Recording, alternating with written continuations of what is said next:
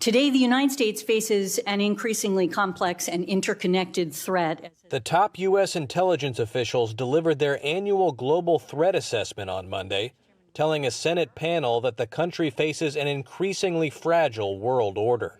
Their report largely focused on threats from China and a confrontational Russia, and the Director of National Intelligence, Avril Haines, urged the senators to approve more military assistance for Ukraine.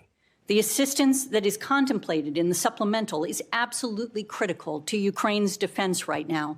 CIA Director William Burns also urged continuing support for Ukraine, telling the Senate Intelligence Committee that it would help send a message to China about aggression toward its neighbors. We're seen to be walking away from support for Ukraine.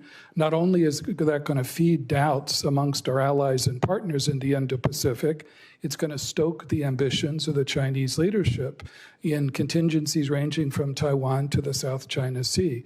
The Ukrainians are not running out of courage and tenacity. They're running out of ammunition, and we're running out of time to help them. The agency leaders also noted the risks of broader conflict related to Israel's campaign against Hamas in Gaza, after a protester interrupted the hearing with shouts about the need to protect civilians in Gaza. Children are being starved to death. Burns was asked about children in the Palestinian enclave. The reality is that there are children who are starving in Gaza. But is Israel doing that? They're starving, they're malnourished as a result of the fact that humanitarian assistance can't get to them. It's very difficult to distribute humanitarian assistance effectively unless you have a ceasefire.